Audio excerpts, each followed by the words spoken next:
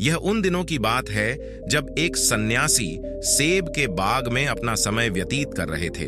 उस समय तक सन्यासी की प्रसिद्धि दूर दूर तक फैल चुकी थी। लोग अपनी चिंताओं और समस्याओं का समाधान खोजने के लिए दूर दूर से सन्यासी के पास आते थे। ऐसे ही एक दिन जब सन्यासी सेब के जंगल में लोगों को उपदेश दे रहे थे, तो एक आदमी अपने 24-25 साल के बेटे के साथ सन्यासी की ओर आ रहा था। जब वे उपदेश स्थल के पास पहुंचे तो सन्यासी ने उनकी ओर देखा और इशारा किया। उसके पास बैठने के लिए बुलाया। जब उपदेश समाप्त हो गया और सभी लोग चले गए, तब सन्यासी ने उस व्यक्ति को अपने पास बुलाया और बैठने को कहा। चारों ओर हरियाली थी, मौसम सुहाना था, तरह तरह के पक्षियों की आवाजें गूंज रही थीं। ऐसा नजारा देखकर उस व्यक्ति को अंदर से बहुत शांति महसूस हो रही थी। इसके बाद सन्यासी ने उस व्यक्ति से आने का कारण पूछा। इस पर वह व्यक्ति बोला, हे महात्मा, मैं अपने बेटे को आपसे मिलवाने के लिए 2 दिन की लंबी यात्रा कर आया हूं। यह मेरा इकलौता बेटा है और वह हर वक्त थका रहता है। ऐसा लगता है कि इसमें जान ही नहीं है। इसका स्वभाव भी काफी चिड़चिड़ा हो गया है। अगर हम इसे कुछ भी कहें तो यह हमारी छोटी छोटी बातों पर गुस्सा हो जाता है। इसकी देखने की क्षमता भी उम्र से पहले ही कमजोर हो गई है और उसके बाल भी सफेद हो रहे हैं। इतनी कम उम्र में बूढ़ा दिखने लगा। मैं समझ नहीं पा रहा हूं कि उसके साथ क्या हो रहा है। हे सन्यासी, मुझे अपने बेटे की बहुत चिंता हो रही है। मैं अपने बेटे को डॉक्टर के पास ले गया तो उन्होंने कुछ दवा दी और कहा, बेटा कम तनाव ले। वह अपने दिमाग पर अधिक तनाव लेता है, इसीलिए उसकी यह हालत है। लेकिन उन्हें बहुत समझाने के बाद भी मुझे तनाव का मतलब समझ नहीं आया। मुझे नहीं पता कि तनाव क्या है, इसका कारण क्या है और इसे कैसे दूर किया जाए, मेरे बेटे के मन की। लेकिन सबसे पहले मुझे यह समझना होगा कि तनाव क्या है, इसलिए मैं आपके पास आया हूं। सन्यासी, कृपया मेरी समस्या का समाधान करें। यह सुनकर सन्यासी ने उनके बेटे को बहुत ध्यान से देखा। उसके चेहरे को देखा, उसकी आंखों को देखा, फिर उसके हाथों की नाड़ी भी जांची। ये सब अनुष्ठान करने के बाद सन्यासी ने उस व्यक्ति से कहा कि तनाव कोई भी नहीं लेना चाहता, लेकिन फिर भी यह तनाव व्यक्ति के दिमाग को दीमक की तरह जकड़ लेता है और व्यक्ति को पता भी नहीं चलता कि वह तनाव में है। लेकिन अगर व्यक्ति तनाव के कारणों को अच्छे से समझ ले और तनाव के बारे में एक पैमाना बना ले जिससे उसे पता चल सके कि वह कितना तनावग्रस्त है, तो वह इस समस्या का समाधान भी ढूंढ सकता है। सबसे पहले यह समझ ले कि तनाव क्या है। जब भी कोई व्यक्ति काम कर रहा हो लेकिन उसका मन कल्पनाओं में भटक रहा होता है, इसलिए उसके शरीर और दिमाग के बीच एक दूरी बन जाती है। यह दूरी जितनी अधिक होती है, व्यक्ति उतनी ही देर तक बेहोशी की स्थिति में रहता है और शरीर और मन के बीच के इस तनाव को ही तनाव कहा जाता है। आखिर पसंदीदा खेल खेलने के बाद इंसान ऊर्जा और खुशी से क्यों भर जाता है, जबकि वह अपने शरीर को थका चुका होता है। लेकिन समझने वाली बात यह है कि खेलते समय दिमाग और शरीर पूरी तरह से एक साथ खेल में केंद्रित होते हैं, जिससे शरीर और मन के बीच दूरी नहीं रहती और तनाव नहीं आता, और मन में कोई तनाव हो तो दूर हो जाता है। लेकिन इसके विपरीत जब हम कुछ ऐसा करते हैं जो हमें पसंद नहीं है, तो हमारा शरीर वह काम तो कर रहा है, लेकिन हमारा मन कहीं दूर कल्पनाओं में भटक रहा है, जिससे शरीर और दिमाग के बीच दूरी पैदा हो जाती है और तनाव पैदा हो जाता है। इसलिए ऐसा करना चाहिए, एक समय में केवल एक ही काम करना चाहिए और अपने शरीर और दिमाग की सारी शक्ति उसी एक काम में लगानी चाहिए, ताकि व्यक्ति के अंदर तनाव पैदा न हो। सबसे प्रमुख कारणों में से पहला है अति महत्वाकांक्षी होना। महत्वाकांक्षी होना अच्छी बात है, लेकिन क्या आपने कभी गौर किया है कि उस आदमी का एक लक्ष्य कभी पूरा नहीं होता? उसका एक लक्ष्य पूरा नहीं होता कि वह दूसरे की ओर भागने लगता है। अगर दूसरा पूरा हो जाता है तो फिर तीसरे को, और इस प्रकार वह गोल गोल घूमता रहता है अपने जीवन में अपने लक्ष्य को प्राप्त करने के लिए। इसीलिए जो व्यक्ति अधिक महत्वाकांक्षी होता है, जो बड़े लक्ष्य निर्धारित करता है, वह कभी भी वर्तमान में नहीं रह सकता। उसका दिमाग हमेशा भविष्य की योजना बनाने में व्यस्त रहता है। उसका शरीर वर्तमान में रहता है, लेकिन उसका दिमाग भविष्य में रहता है, जिससे इंसान के शरीर के बीच दृढ़ियां पैदा हो जाती हैं और वह तनावपूर्ण जीवन जीने लगता है।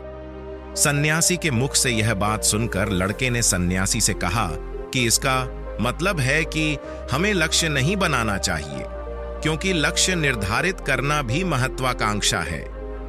इसी बहाने सन्यासी ने कहा कि जीवन में लक्ष्य रखना कोई गलत बात नहीं है, लेकिन समस्या तब उत्पन्न होती है जब हम अपना सारा ध्यान उस लक्ष्य को प्राप्त करने के परिणाम पर केंद्रित कर देते हैं। व्यक्ति को वर्तमान में जीना चाहिए, एक लक्ष्य निर्धारित करें और उस लक्ष्य को प्राप्त करने के लिए कड़ी मेहनत करते रहें। लेकिन साथ ही आपको यह भी ज्ञान होना चाहिए कि आप अभी भी वर्तमान में जी रहे हैं और वर्तमान सत्य है। सन्यासी ने आगे कहा कि ईर्ष्या तनाव का एक और बड़ा कारण है। जब कोई व्यक्ति ईर्ष्या और ईर्ष्या से भर जाता है तो उसका मन अंदर ही अंदर सड़ने लगता है।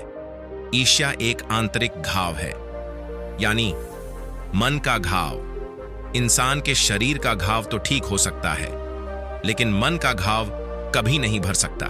इसलिए कभी भी दूसरों की उन्नति और खुशी से ईर्ष्या नहीं करनी चाहिए, क्योंकि ईर्ष्या तनाव का कारण बनती है। इसके बाद सन्यासी ने तनाव का अगला कारण बताया और कहा कि अरुचिकर काम भी मन में तनाव पैदा करता है। जो काम हमें करना पसंद नहीं है, उस काम में हमारा मन नहीं लग पाएगा। हमारा शरीर वहीं बैठ जाएगा, लेकिन हमारा मन कल्पना की उड़ान भरता है, जिससे शरीर और मन के बीच दूरी पैदा हो जाती है और व्यक्ति तनावग्रस्त हो जाता है। इसलिए व्यक्ति को हमेशा अपनी रुचि के अनुसार ही कार्य करना चाहिए। यदि व्यक्ति ने यह तय कर लिया है कि उसे कौन सा काम करना है और वह उसी काम को अपने जीवन का लक्ष्य बना लेता है, तब वह काम उसके लिए काम नहीं बल्कि खेल बन जाता है। लेकिन दोस्तों, अपने जुनून को फॉलो करो। यह कहना कितना आसान है, अपना सच्चा जुनून ढूंढना कितना मुश्किल है, क्योंकि आजकल ज्यादातर युवा सेलिब्रिटीज और सोशल मीडिया से प्रभावित हैं। वे किसी भी काम को अपना जुनून मानते हैं और फिर कुछ दिनों तक कोशिश करने के बाद उसे बीच में ही छोड़ देते हैं, क्योंकि यह उनका जुनून नहीं था, और इस तरह वे अपना कीमती समय और ऊर्जा बर्बाद करते हैं। तनाव का चौथा कारण है दूसरों से अपेक्षा करना। सन्यासी ने उस व्यक्ति की ओर इशारा करते हुए कहा, एक पिता के रूप में तुम्हें अपने बेटे से बेहद सारी उम्मीदें होंगी कि आपका बेटा बहुत सफल इंसान बने, आपका नाम रोशन करे और जैसा जीवन चाहे वैसा जिए, आपकी हर बात माने। लेकिन क्या आज तक किसी की भी उम्मीदें पूरी हुई हैं? जब भी कोई व्यक्ति दूसरे से कुछ अपेक्षा करने लगता है तो वह अनजाने में तनाव पैदा करना शुरू कर देता है। खुद के लिए जरा सोचिए, अगर आपका बेटा आपके मुताबिक काम नहीं कर रहा है और वह वैसा नहीं बन रहा है जैसा आप उसे बनाना चाहते हैं, तो निश्चित तौर पर तनाव आपके दिमाग पर हावी हो जाएगा। आप तनावपूर्ण जीवन जीने लगेंगे और इस तनाव में आप इस तरह व्यवहार और बातचीत करेंगे कि आपके अपने बेटे के साथ संबंध बद से बदतर होते चले जाएंगे। इसलिए व्यक्ति को दूसरों से अपनी क्षमता से कम उम्मीदें रखनी चाहिए, और अगर आप पूरी तरह से तनाव मुक्त रहना चाहते हैं तो दूसरों से उम्मीद करना बंद कर दें। इसके बाद सन्यासी ने कहा कि शारीरिक कष्ट भी मनुष्य के तनाव का एक कारण है। जब कोई व्यक्ति किसी शारीरिक दर्द से गुजर रहा होता है तो उसका पूरा ध्यान उस दर्द पर होता है और वह सारा दिन बस अपने दर्द के बारे में ही सोचता रहता है, जिससे उसका मन दटुखद विचारों से भर जाता है और ऐसे में व्यक्ति तनावग्रस्त रहने लगता है। यह सब सुनकर वह व्यक्ति बोला कि हे सन्यासी, शारीरिक कष्ट किसी भी व्यक्ति को हो सकता है, तो क्या वह व्यक्ति जीवन भर तनाव में रहेगा? इसका उत्तर देते हुए सन्यासी ने कहा कि मनुष्य को यह समझना चाहिए कि हमारा जीवन दुख का आधार है, जैसे जैसे हमारा जीवन चलता है, बीमारियां आती हैं और फिर अंत में मृत्यु आती है।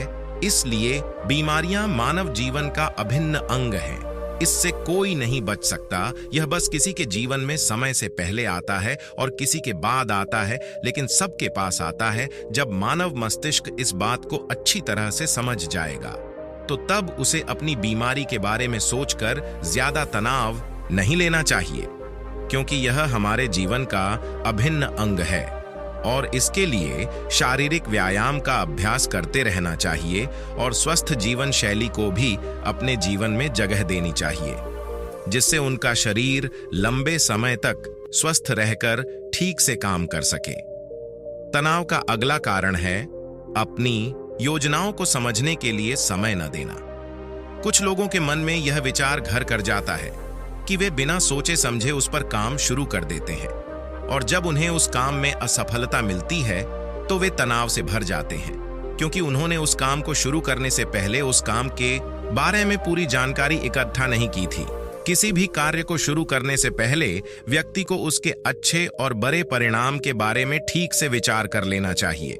व्यक्ति को यह भी अच्छे से सोचना चाहिए कि यदि यह योजना सफल नहीं हुई तो इसके बाद मैं क्या करूंगा। इसलिए व्यक्ति को अपनी योजनाओं को समझने के लिए पूरा समय देना चाहिए, ताकि बाद में वही योजना तनाव पैदा न कर दे। तनाव का 7वां सबसे बड़ा कारण टालमटोल है। आज का काम कल पर डाल देना।